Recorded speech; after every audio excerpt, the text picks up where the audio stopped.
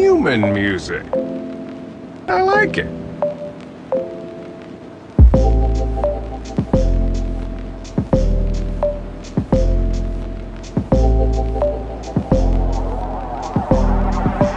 I like it.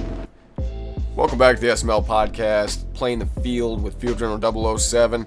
The SML podcast is on iTunes and SoundCloud now, but I decided to go old school with it. We're back here on YouTube. Just a couple things to talk about kind of my situation, break down my team, and kind of talk about where the league has evolved and went since the last time we spoke. Obviously, SoundCloud and iTunes is a big change up in the fact that you got guys like Meats, even Governor kind of dabbling with it a little bit. You got other hands involved, other guys giving different perspectives on things, which is cool. I just listened to the draft preview that Meats and Governor did. A lot of good insight, trying to break down Madden players, which can't be easy because you can't see tape. All you look at is the bogus ratings for all that crap, which I don't care for. It's not too accurate. And like a guy with a 7.3 rating is somehow then graded out as a 6-rounder. And I don't know, it just doesn't make a whole lot of sense to me. But I don't really care for the draft myself either. Last season for me, 5-11. I believe the season before that I was 14-2 or whatever in the AFC Championship game against the Colts. From a defensive standpoint, people want to talk about my defense, where that I don't play good defense. The season before I had a top 10, top 5 defense, which is typically what we had. And I think a lot of that defensively, we gave up a ton of big plays in the passing game. We had old, what's his nuts back there, McCourty. And McCourty was a baller. He would straight, he was just an animal in the passing game. There was all kinds of interceptions, and he was, a slower safety, but he just kept making plays, so I kept him in.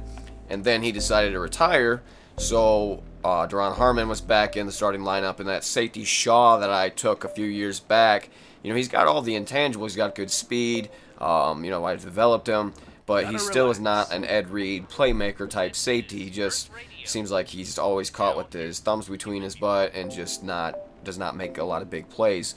So I decided to change that up in free agency. We brought in Earl Thomas, known playmaker. We brought in Harrison Smith. So we're hoping to have some playmakers, some guys back there that know what they're doing, high play recognition ratings, high coverage ratings, just things to get us back and hopefully playing some better defense. Obviously the linebacker have dropped off over the years. Dante Hightower walked, and a lot of this crap that's happened in this latter part since January is because I've been in the police academy, and the focus just isn't there. And on like the off seasons, I basically skip. I was downstate at the driving school for one, and so I missed like that entire off season. I missed entire off seasons just for not being around. And like this season, I think I slept at least 3 or 4 games sim, if not more than that. So in the games I did play, like I said, it was just a lot of big plays being led up by a poor secondary. My scheme didn't change. It's always been the same. I tend to play, a lot of cover 3 and just, try to keep things in front of me. But some of those games got out of hand. Obviously, I played like crap on offense. Obviously, there's not a whole lot of excuses to be made for that, so we'll just have to get sharper. And, a lot of that, I guess, just comes to not really feeling like playing most of the time. You get home, they PT the piss out of you. You're just too tired, you don't feel like playing, and then you say, yeah, I'll go ahead and do it, but you're not really into it. And now, thankfully, I graduate in 2 days, so I'll be able to just, outside of work, be able to kind of focus on this hobby and maybe be able to perform a little bit better. Definitely not happy with how last season went. The draft is now, I don't have internet right now. I went ahead and took a left tackle. He's okay. He's 79 overall. I think he had 83 pass blocking, like 79 run blocking, which is better than the bum that is currently starting. Something that really got thrown in the mix was the fact that my left and right tackle, Nate Sauter and Marcus Cannon, both walked away from the game. They decided to retire. They're moving on to bigger and better things, opening up a Pilates studio together. So congratulations to those two. So yeah, we definitely had a short offensive line. We went out.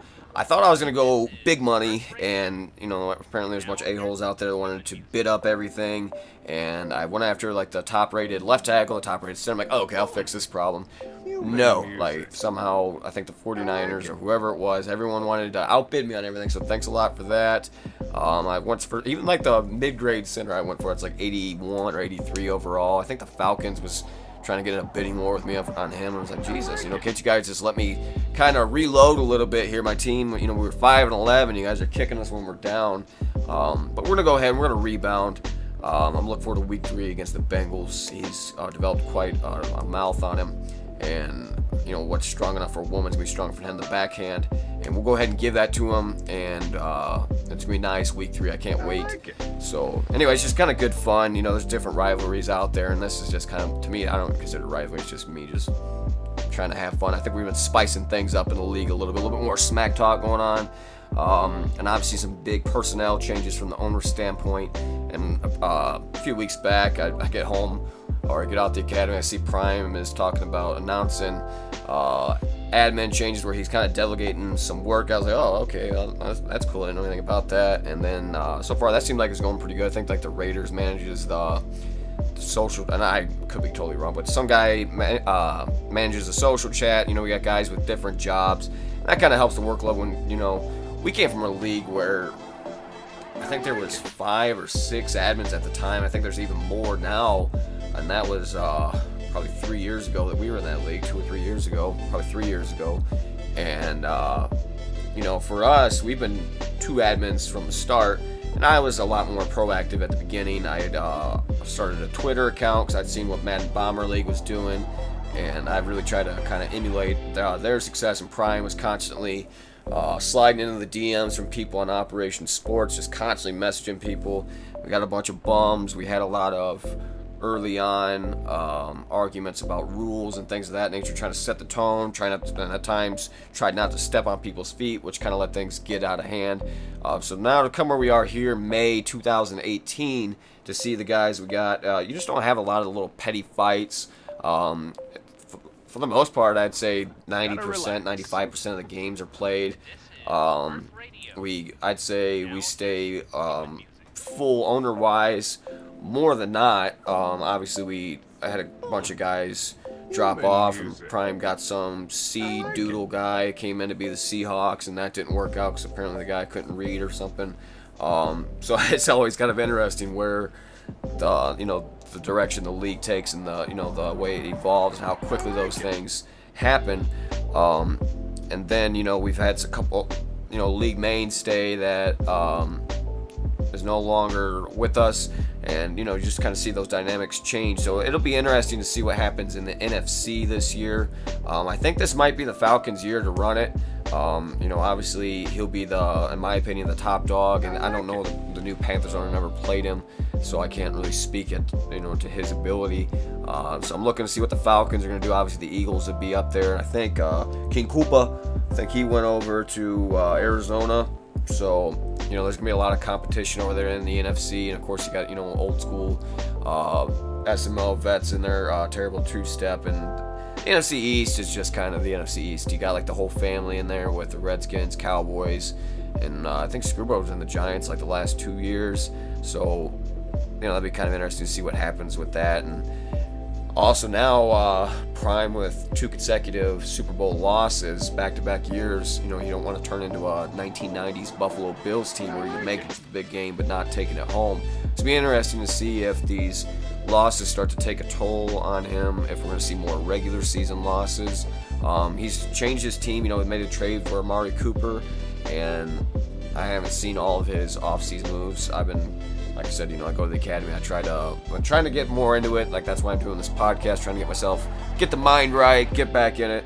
But yeah, it'll be interesting to see what happens with Prime this year, to see if he's able to get that competitive edge back. Because back when we first started, and I'm wanting to see the days where he blows guys out by 5, 6, 7 touchdowns again, because that was it's funny. I mean, you just see guys and they could not stop it. I mean, the plays. I mean, it's the same offense. It's the same offense. I run the same. Your core plays are there, and you try to play the same way. Now that the plays don't work or they do, and Prime's just got that. Even though I know exactly what it's going to be on 3rd and short or 3rd and long, and even if you can kind of anticipate where it is, he's always able to have that excellent pocket presence, buy that just enough time to squeeze that ball in. You're like, I like it. What do I do now? That ball was snuck in there. And, it's just kind of amazing what he's been able to do over, the course of his CFM career between our league and our previous league we were part of. Just how many Super Bowls he's won, how many times he's been in the Super Bowl. It'd be interesting to see if Prime's able to get back to the Super Bowl and win it. Obviously, there's no way he's not going to make the playoffs. I don't think he's ever missed the playoffs in his CFM career. So, yeah, I'm not going to run over a whole lot. It's kind of hard to talk to yourself, and I got to see what's going on with this internet to hopefully make another decent selection. We're not rebuilding, we're reloading in New England. So be sure to check out the SML podcast on iTunes and SoundCloud. I don't know if they call it subscribe or follow on those avenues. I've never really played with those a whole lot. So go ahead though, check it out. There's definitely a lot more going on there. I may start uploading my games on this channel. That way we've kind of got a constant content going to this channel, because really the SML YouTube channel is the only one I kind of typically put stuff out. So I'm gonna go ahead and I'll keep putting my podcast on here, and I'll get with Prime. Oh, and the only other thing I was gonna say, I did like the conversation with Meats and Governor.